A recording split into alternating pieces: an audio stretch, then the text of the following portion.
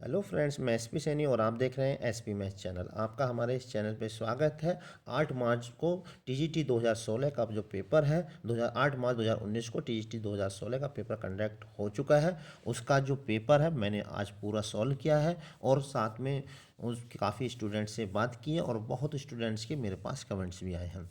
तो उन्हीं के आधार पर मैं जो एक्सपेक्टेड कट ऑफ आपके लिए लेकर आया हूँ। तो चलिए आज हम करते हैं आज के वीडियो को स्टार्ट। तो आगे बढ़ने से पहले हम यहाँ पर आपसे एक छोटी सी रिक्वेस्ट और करना चाहेंगे कि अगर आप हमारे चैनल पे नए हैं और आपने अभी तक हमारे चैनल को सब्सक्राइब नहीं किया है तो जो ये रेड रंग का बटन है इसको दबाकर हमारे चैनल को सब्सक्राइब कर दीजिए। और जैसे ही आप इसको दबाएंगे एक घंटी भी आएगी, उसे भी दबा दीजिए।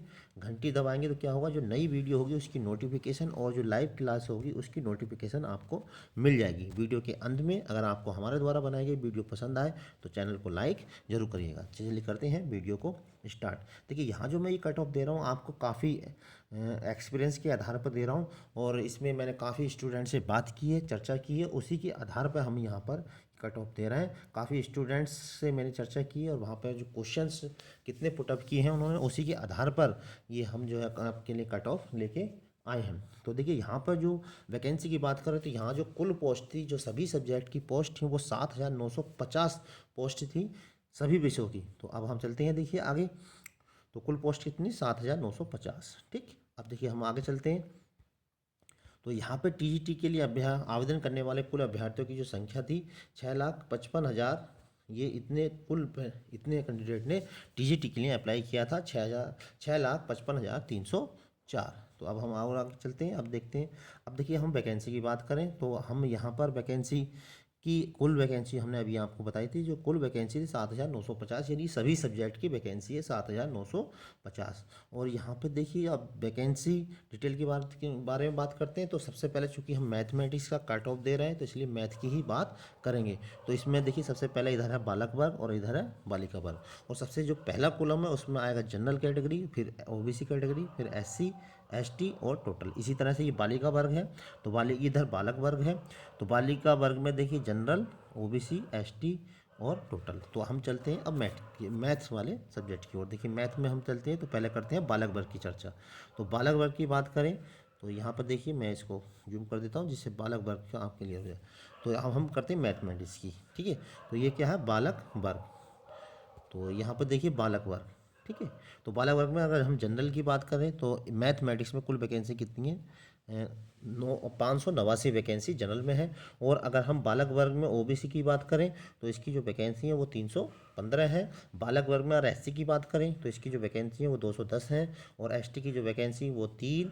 कुल मिलाकर जो टोटल वैकेंसी है 1117। ठीक, तो कुल वैकेंसी कितनी, 1117। वहीं पर अगर हम बालिका वर्ग की बात करते हैं तो बालिका वर्ग में भी देख लेते हैं कितनी कितनी वैकेंसी है।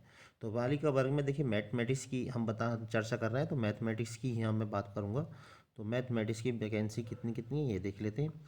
देखिए अब बालिका वर्ग की हम बात कर रहे हैं तो बालिका वर्ग में जनरल में जो वैकेंसी है वो 40 है। और ओबीसी की जो वैकेंसी है वो 20 है। और एससी की जो वैकेंसी है वो 17 है। एसटी की वैकेंसी 1 है। और टोटल जो है कितनी, 78। यानी कि 1117 प्लस 78। तो अगर हम इनको प्लस करते हैं तो 8 7 8 15 का 5, 7 एक 8 और एक 9 और ये 11, यानी 1195 वैकेंसी टोटल बैठ रही है। तो कितनी वैकेंसी है, बालिका प्लस बालक वर्ग 1195। ठीक है, इतने लोग। और यहाँ पे जो इंटरव्यू में बुलाते हैं वो 4 गुना बुलाते हैं। तो 1195 को हम 4 से मल्टीप्लाई करेंगे तो इतने यहाँ पर बुलाएंगे। 4 पंजे 20 का 0, 4 नम 36, 2 38, 4 4 3 7, यानी कम 4, यानी कि लगभग 4700, लगभग 4800 के आसपास जो है ये इंटरव्यू के लिए कॉल करी जाएगी। ठीक है, अब चलते हैं देखिए हम आगे। और यहाँ हम एक बात और बता दें, जो महिला होती है उनको काफ़ी रिलैक्स मिलता है। अगर महिला वर्ग में है, जो महिलाएं हैं मैथमेटिक्स में बहुत कम महिलाएं होती हैं तो उनकी जो मेरिट है वर्ग से कम जाती है बालिका से, क्योंकि बालिकाएं बालिका वर्ग में ही भर सकती हैं और बालक वर्ग में भी। तो उनकी जो मेरिट है वो नीचे रहती है बालक वर्ग की तुलना में। अब देखिए हम चलते हैं आगे। अब यहाँ पे अगर हम एक्सपेक्टेड कट ऑफ की बात करते हैं तो मुझे जैसा लगता है, जैसा मेरा एक्सपीरियंस है, अनुभव है, और जैसा मैंने क्वेश्चन पेपर को देखा है, क्वेश्चन पेपर जो मीडियम था, ना तो बहुत हार्ड था और ना ही बहुत इजी था। तो जहाँ तक क्वेश्चन पेपर मैंने सॉल्व किया और स्टूडेंट से बात की है और उनके जो क्वेश्चन उन्होंने जो अटैम्प्ट किए हैं उसके आधार पर मैं आपको बता रहा हूँ। तो अगर आप जनरल कैटेगरी के हैं और आपके 85 प्लस अगर नंबर क्वेश्चन हो गए हैं तो आपके लिए इंटरव्यू की जो कॉल है वो आ जाएगी। ठीक है। और लेकिन इंटरव्यू कॉल आने का मतलब ये मत समझ लेना कि आपका सिलेक्शन हो जाएगा। तो सिलेक्शन अगर आपका होना तो वो इंटरव्यू भी मायने रखता है। ठीक है। और 85 प्लस यानी कि अगर आपके 100 नंबर है तो आपका 100% सिलेक्शन हो ही जाएगा। ठीक है। 100 नंबर है तो 100% यानी 100 क्वेश्चन आपने अटैम्प्ट कर दिए तो आपका 100% हो जाएगा इंटरव्यू में आपके जितने भी नंबर आए। और जनरल कैटेगरी में अगर आपके 85 प्लस हैं तो आपको जो है इंटरव्यू की कॉल आ जाएगी। अब चलते हैं हम बीसी की ओर बात करते हैं। तो जहाँ तक मेरा एक्सपीरियंस है उसके आधार पे मैं बता रहा हूँ, जितना मैंने की छानबीन की है, जांच की है, उसके आधार बता रहा हूँ कि बीसी की जो कैटेगरी है के स्टूडेंट हैं उनके अगर 80 क्वेश्चन हो गए, 80 से ऊपर क्वेश्चन हैं तो उनको इंटरव्यू के लिए कॉल कर दी जाएगी। इंटरव्यू की कॉल आपके लिए आ जाएगी। ठीक है। तो 80 पॉजिटिव होनी चाहिए। अगर आपको बेसी वालों को अगर 100% सिलेक्शन लेना है तो 90 प्लस होने चाहिए। अगर 90 प्लस आपके हैं तो आपका 100% सिलेक्शन हो जाएगा। ठीक है। अब चलते हैं एससी की बात करते हैं। एससी में अगर 70 प्लस क्वेश्चन है तो आपको मुझे लगता है कि इंटरव्यू के लिए आपको बुला लिया जाएगा, इंटरव्यू की कॉल आपके लिए हो जाएगी। और अगर आपके 80 प्लस है तो आपका 100% सिलेक्शन हो जाएगा। ठीक है। तो यहाँ पर हमने तीनों कैटेगरी की बात की है। तो यहाँ पर देखिए इंटरव्यू का बहुत मायने रखता है और इंटरव्यू पे निर्भर करता है। ज़्यादा नहीं, 10-5 नंबर से ही मेरिट ऊपर नीचे हो जाती है। फाइनल जो मेरिट बनेगी वो रिटन पे नहीं बनेगी। जो फाइनल मेरिट बनेगी वो 500 नंबर्स में बनेगी। अब देखिए 500 नंबर में क्या क्या होते हैं इन पर मैं थोड़ा सा आपको बता देता हूँ। 500 नंबर में देखिए ये जो एक क्वेश्चन होता है वो 3.4 मार्क्स का होता है एक क्वेश्चन, यानी आपने देखेंगे। और कुल क्वेश्चन कितने 125, यानी टोटल जो है 425 का ये जो हो गया रिटन हो गया, एग्जाम हो गया। ठीक है।